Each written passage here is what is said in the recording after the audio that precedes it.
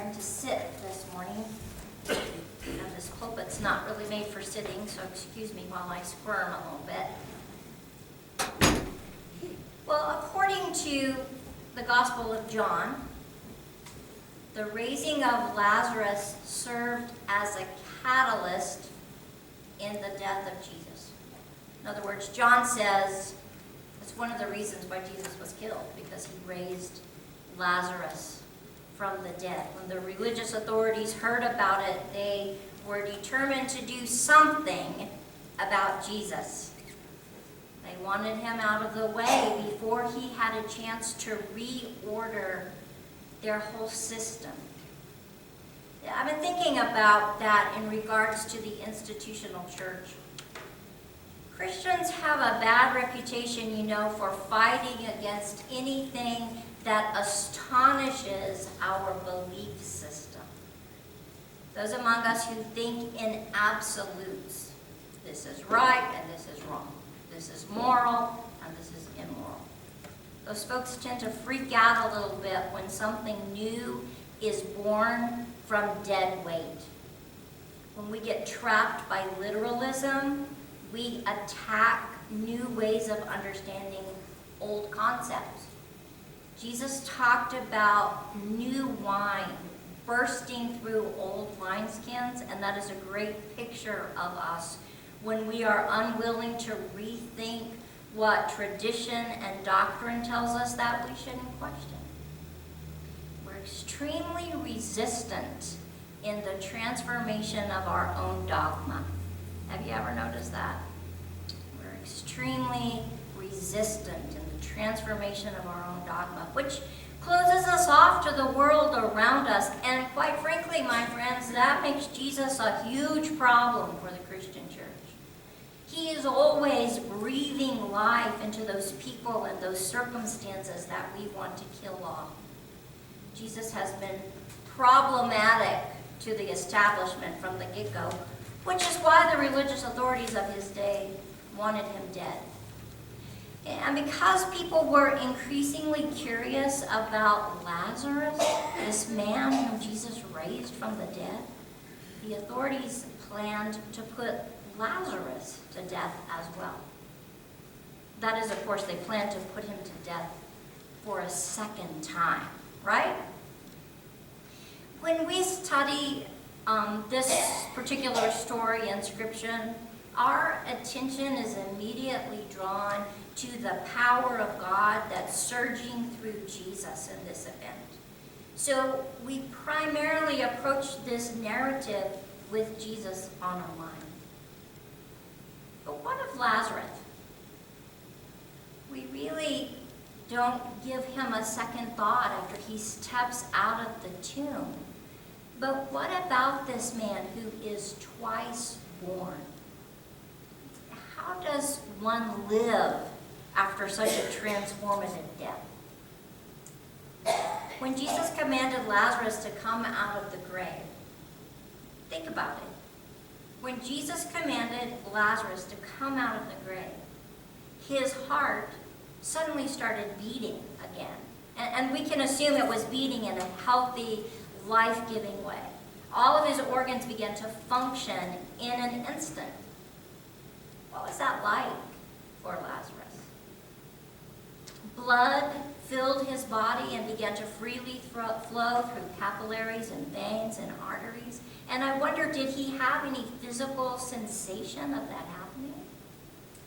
His muscles were rigid, they were hard, and yet when he heard Jesus call his name, suddenly every fiber, every sinew, every ligament was soft and supple and flexible.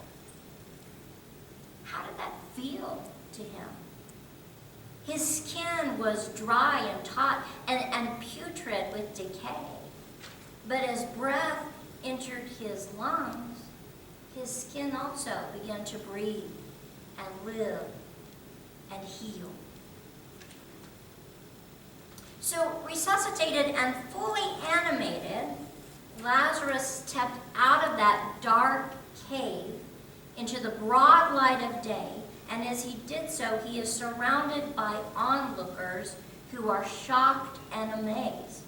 But was he shocked as well? Did he know what had happened to him? Was he relieved by this newness of life? Or did he, like his sisters Mary and Martha, wonder why Jesus took so long in getting there?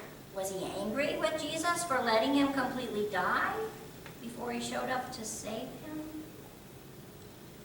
What happened to Lazarus in those moments of rebirth? Someone in that situation, and by this I mean someone who is restored to life, someone in that situation would need a tremendous amount of support from his community if he's going to rejoin the living in a healthy sort of way. He will need the loving encouragement of people around him.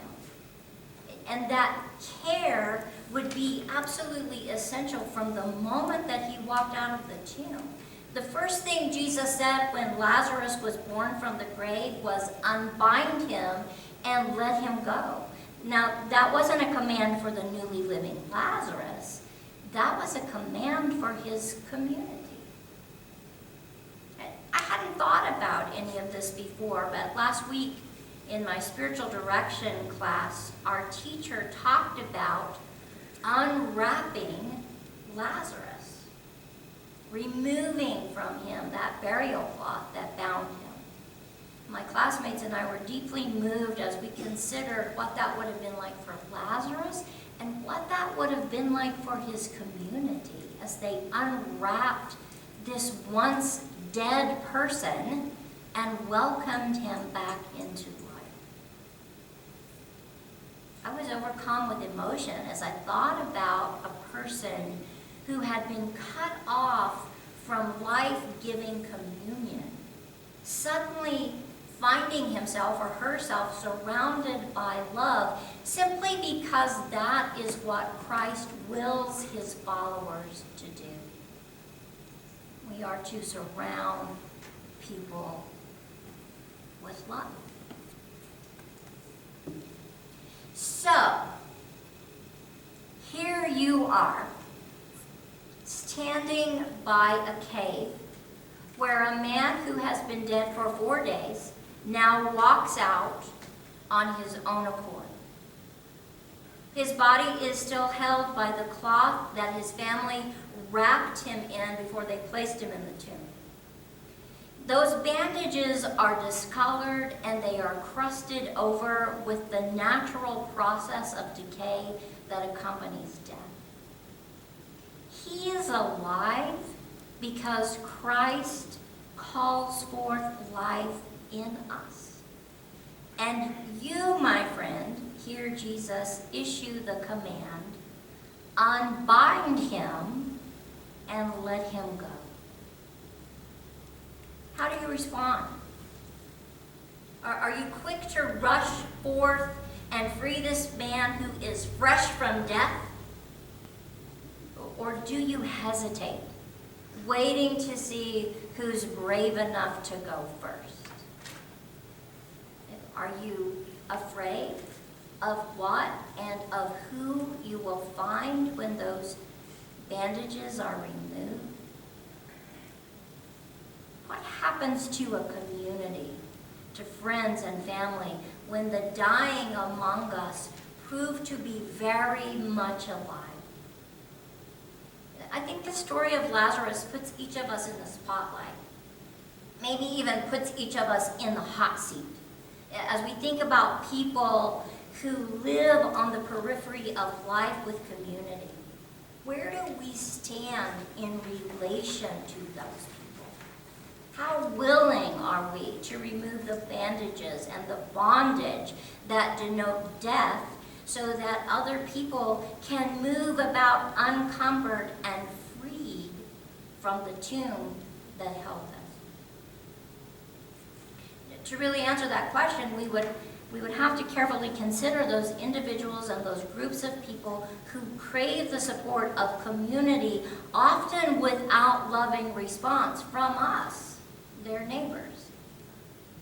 So consider, Consider the homeless and the impoverished. Consider the prisoner who has served his time and now moves out in the world about him. Consider the migrant, the refugee. Consider LGBTQA people, people of color. Consider all of these people marginalized by the dictates of society and religion. Where do we stand? Are we anxiously trying to get rid of those who, like Christ, might permanently reorder our systems of behavior and belief? Or are we the unwrappers, the encouragers, the uplifters, those who come to the aid of someone who is emerging from the tomb? Will we hear the command of Jesus to unbind those whom he gives abundant life to? Of course, I can't answer on your behalf or on behalf of this congregation. I can only do what any of us can do, and that is to search myself and see where I stand. Am I ready and waiting for this one whom Jesus restores to us and for us? We are still, according to the church calendar, we are still in the midst of this Easter season. We're still in the midst of celebrating new life. But part of this celebration includes our individual response to death and resurrection. When it comes to the transformation of death that bursts life in the living, are we transformed as well? When Christ invites each person, each and every soul, into the embrace of loving community, are we part of that love? If Jesus welcomes us all to abundant life, how can we not open our hearts when Lazarus walks out of the tomb? How can we not unbind him and let him go?